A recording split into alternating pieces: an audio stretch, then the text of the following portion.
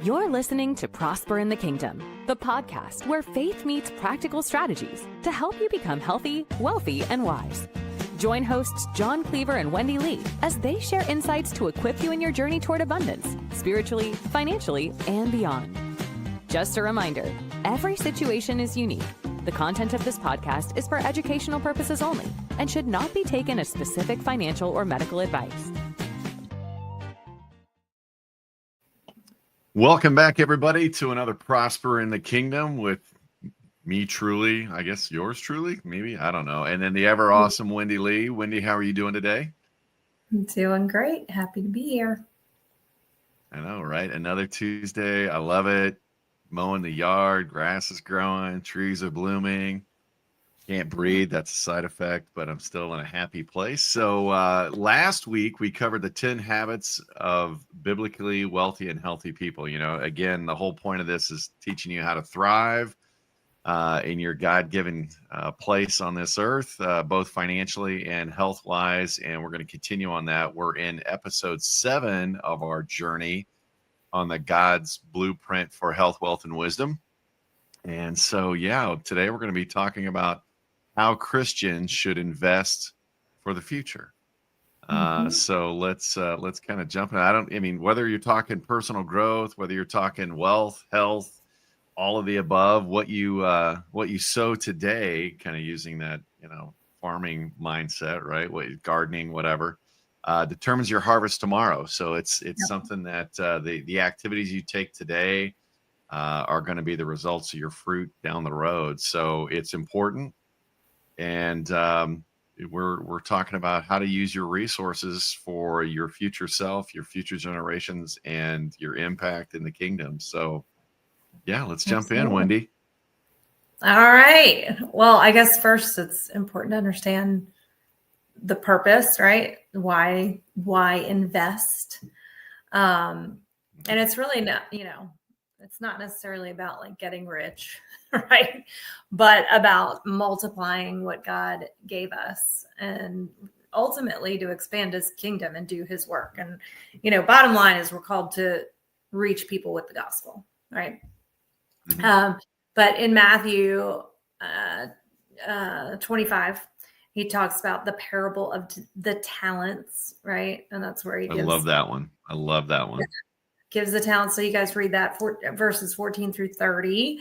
But the parable of talents, the master gave out, talents, different amount to each person.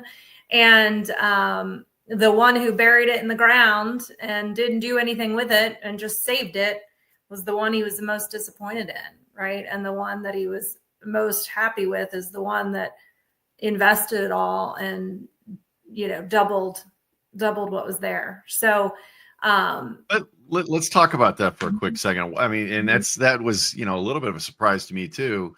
I read that parable years ago, but it's like, okay, so the person who played it safe, why was he upset with him the most? What do you think? What do you think that is? Well, I mean, I think, and this goes far beyond money, but like what we're given from God, definitely. Any blessing that we have is a gift. And it is to be used, not buried. Right. And I think that's the bottom line is we're supposed to, money, right, is a tool that we're supposed to use and invest and grow and multiply. Our gifts and talents. I mean, that was a struggle for me when I first started as an entrepreneur. It's like, the false humility, I say it's the insecurity disguising itself as humility. I don't want to show up too big or be, draw too much attention to myself. So we take our own gifts and talents and bury them thinking that that's us being smart or humble. And it's not. All right. We're supposed to multiply what God has given us. We're supposed to use it as a blessing to the kingdom. And when you bury it in the ground, it's not put to work. It's not put to good use. So no, and that's, you look at that and it's like, yeah, every one of us has been blessed, whether we acknowledge it or not, by God. You've been given gifts to use. You've been given abilities. You've been given resources, i.e. money. You've been given a healthy body when you were born, for the most part, right? There are instances on that where that's may not be the case, but you look at that and it's like, what are you doing with those resources that, are God's resources he's entrusting with you? And when it comes to your body, are you taking care of it, right? When it comes to your attitude, your demeanor, your service to others, do people look at you and say, man, that person, they've got a good walk with Christ. They've got, they're leveraging the resources. Same thing with your money. You've been entrusted with the resources. Are you playing it safe and just putting it in, a savings account or a CD or something? Don't get me wrong, there's a time and a place for everything, but if that's your main source because of fear of loss or something like that, you're not turning it around and being able to use that and leverage that for the broader expanse of the kingdom, right? And we talked about things like that. We had somebody come back and say, I can't believe you're telling people not to tithe. I'm like, clearly you didn't listen to the whole episode, but anyway, a whole other story. But no, it's one of those things that really understanding what the purpose is and, building wealth and taking care of your family is part of it. But that's just a small part of it, right? And that's where that, if you haven't read the parable of the talents, Wendy pointed out, again, Matthew 25:14-30, go through it and really dig into it. Don't just read the words, think about it. Think about why the master was upset with, the individual and not too thrilled about the second one and was really happy with the third one. And how can I apply that to my own life? But again, money's a tool. If you don't grow it, it can't serve God's purpose in your life and others long term. So good stuff. And the second one is, go ahead. I was just going to say one more thing about that is you mentioned this a little bit, but it's fear, right? So the one buried it because he was afraid of losing it, was afraid of not having it and wanted to protect it. And so when we're motivated by fear, right, and we don't move forward because of fear, then it's disobedient. Bottom line is it's disobedient. And we're more worried about tomorrow. And the Bible actually says, do not worry about tomorrow. Or like tomorrow has enough worry in itself. So we have to be smart with the resources we have today and not operate out of fear of what could come tomorrow. So. Yeah, exactly. That's awesome. So the next one is, okay, hey, where do I get going then? I want to do this. I want to follow Christ's teachings and things like that. So where do I start? You start right here, right? You start with what you have. Do not despise small beginnings. That's in Zechariah, and I had to look that one up. I'm not real knowledgeable in the book of Zechariah, but Zechariah 4:10, do not despise these small beginnings. And you think about that, every oak tree that's out there, I don't care how massive it is, started with an acorn, a little seed, right? That's about the size of your thumb tip. It can turn into great things. So don't get frustrated by that. Don't think that, hey, I don't have large sums, large resources today. We all start at the same spot, right? And so, don't wait until you have more. Start where you are, even if it's a small investment that can grow over time.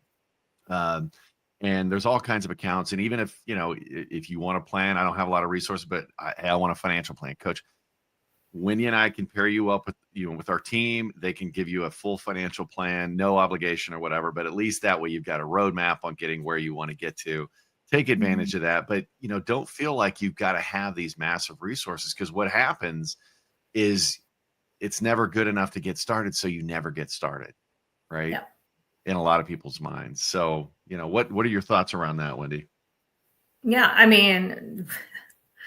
It's everything in life. Most people that aren't moving forward, it's because they're waiting until you can't wait until. You have to take action now. So again, it's thinking about tomorrow. Yeah. And not that we don't need to have vision, but we have to take action today. Tomorrow is not guaranteed. So start now. Yeah.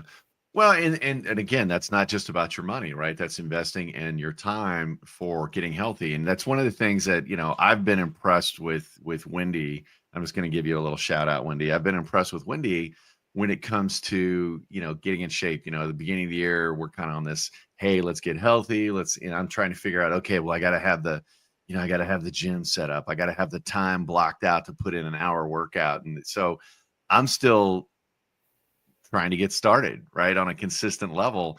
And meantime, I'm talking to Wendy about this, and she's like, oh, I just work out all day long. And I'm like, what do you mean you work out all day long? And it's like, as I'm going from the kitchen to the bathroom. I may stop and do, leaning squats or leaning push-ups against the countertop, or I'm just going to do squats while I'm walking around. And I'm like, yeah, okay, that's genius. It's like working it in. And the next thing you know, you're walking around getting steps in and things like that while you're being intentional. When you're on a Zoom, doing a treadmill and things like that, it's like working that way in. So you can do that not only with your investing on your finances, starting small, even on think about it. If you're not exercising at all right now, if you're listening to this, not exercising at all, even just working in 15 minutes a day, that's an hour and a half during the week plus, right? That you've worked in that you weren't doing before. If you're just working in 15 minutes when you're going from point A to point B in your house. And so it's those baby steps that I think so many people overlook when it comes to health, when it comes to finances. They think it's not a big enough move, so I'm not going to do it at all. And really what that's doing is reinforcing I'm doing something. And then the next thing you know, you take the next step and then the next step. So shout out to you, Wendy Lee, for that. That's awesome. So I was listening to actually Ed Milet talk about the other day, one of his recent podcasts, where I guess he had surgery. I can't remember the full story, or an injury. There's something that happened that he couldn't work out like he used to. And he's like, and then I'm just out of the habit. Like, I wasn't doing it. So instead of going, okay, I need to get back to it and like an hour and a half a day, blah, blah, blah. He said, I committed to wake up and do 5 push-ups right when I wake up before I go to the bathroom. And he goes, and I purposely only set that goal. I'm just going to, wake up and do 5 push-ups, right? I think it actually started with drinking enough, like a glass of water. He had the glass of water by his bed. I'm going to drink that before my feet hit the floor. Now, when my feet hit the floor, I'm going to do 5 push-ups. And then he evolved into the working out like he used to. But he's like, it's about that, so many times it's about the habit. And if we're always, that's exactly right. Yeah. And I talk to people constantly in business that are like, oh, once I get everything organized, once I get this, once I get all that, and it's like, in the meantime, the people that take action without getting everything right first are making money. The time is slipping by. Exactly. So looking at the third thing is, as you're investing in your health, as you're investing in your finances, and as you're investing in, just your future self, think beyond that and think how am I impacting eternally, right? Key verse on this is Matthew 6:20, store up for yourselves treasures in heaven, not just stacking cash here on earth. What are you doing to impact the kingdom? What are you doing to put a smile and impact others from a kingdom perspective? We all manage our finances here, but we want to make sure we're investing in what outlives us in people, ministries, kingdom causes, things like that. And really focusing on that outward impact as opposed to what can I do for myself, right? And, some people, you talk about people going on missions and get to do things like that. Well, some people were meant to, be involved in that, but not necessarily going on the mission trip, helping finance those missions, right? You can play a part in that too, even though you may not go around the world and spend, a month or 2 in Africa or whatever the case may be, but you can make an impact on that and have an eternal difference and impact people without even physically being in front of them, just because what you were able to do from a financial standpoint. And then on the flip side of that too, showing others, hey, take care of yourself. As Christians, we want you around as long as possible to help, be in the game, right? Christianity, being a Christian is not a sideline sport. That's where your health comes in. Hey, being there and being healthy to impact others and sharing your influence on other people as they kind of, go through their walk. I mean, we struggle on, and if you start thinking about that, it really kind of expands. We were put here for a purpose, and it was not to go out, get a job, stack cash, pay bills, and die. Right. Exactly. As a Christian, you've got to roll. And so I'm going off on a total tangent here, just interrupting. That's not a tangent. No, it's completely accurate. No, go ahead. We're so short-sighted. I mean, and listen, we live in a world that is like everyone. I'm not going to say everyone because I don't walk around stressed out. I have though, but so many people are just stressed out and thinking about all the weight of the world and like, it's important to keep that that eternal mindset and understand this world is not our home. When I'm in when I've been in like serious financial like struggle, I'm like, what's the worst that could happen? What's the worst that's going to happen? One day, guess what? We're not taking, you're not going to take your student loan debt to the grave. You're not going to have to worry about it in heaven and pay that. I'm not saying don't pay your student loans, but I'm saying we let the weight of the world weigh us down to the point that we're not doing the things that we're called to do. When we really take a look at it, what really matters is people's souls, period. End of story. Yeah. And so everything in our lives need to be lined up to make an impact there. Yeah. And I think a lot of people, and myself included, you get caught up in the day to day and what's going on. And then like the stuff right in front of you, it's the whole, you can't see the forest for the tree. Right. Mm-hmm. And that's really when you start looking at the world and your life and your role in it, from a kingdom perspective, that really puts things in perspective on what's going on, right? I mean, I heard somebody say this a few months ago, like humans are the only people or the only living thing on this planet that has to pay to be on this planet, right? Everything else, or the birds, the animals, the fish, they all do it for free, right? It's like, so it's this world we've created, and I think that world, quite frankly, and call me out on this if you don't agree with me, but I think it's a distraction. It's meant to distract you from what's really going on and what's really intended for your life, and that's where so many people get caught up. So again, keep that eternal perspective, that kingdom perspective as you go through lives. Your problems are going to seem smaller, not that they're still not going to stress you out a little bit, but focus on that and choosing ways to invest your money or time or energy in something that's going to have a kingdom impact and have an eternal significance. So just kind of keep that perspective. Number 4, avoid and we talked a little bit about that, avoid those foolish and fear-based investments. A lot of people, when the market goes down, what do? They pull the money out, right? As opposed to putting money in. And a lot of people, when things are going up, they put money in. It's like, okay, you really want to buy low, sell high. That's just a straight up investment, but it goes much, much bigger than that. Having a plan, sticking to the plan, and not just in one area of wealth, but wealth, health, budgeting, all these different things that we talk about, and focusing on, the long-term strategy, the long-term play, create a plan, stick to the plan. Kind of thing. And I think, to avoiding everyone wants to make money, right? But not falling into traps of just chasing money, right? And I think that can go a couple different ways, where you have somebody said online, you can make this much money in this amount of time. And,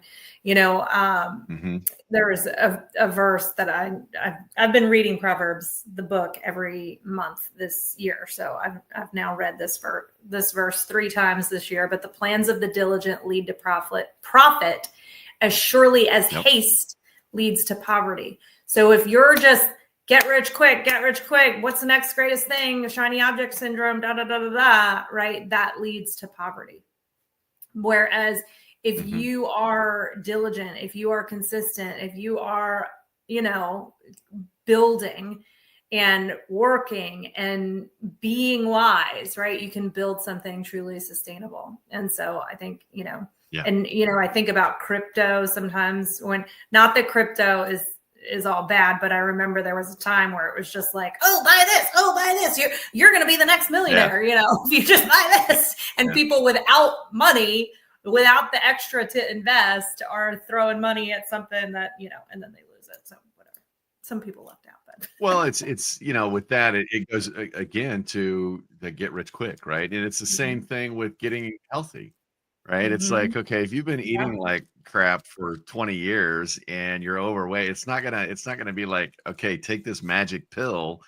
And, you see what's going on with the GLP-1, the Wegovy's, and I forget what the other names for it are, but, people are thinking this is the magic shot, and all of a sudden I'm losing weight. And yeah, you're losing weight, but there's a heck of a lot of side effects that are starting to come up, and I think there's going to be a lot of lawsuits on that down the road. But 40% of the weight you lose is muscle. And it's like, because everybody's looking for that quick fix, right? And they're ruining their long-term health. Oh yeah, that's the exact point. And there's alternatives out there that are much healthier for you that take a lot, a longer strategy. And it's the same way on the finances, right? Mhm. It takes a little longer on the strategy, but they're tried and true and proven.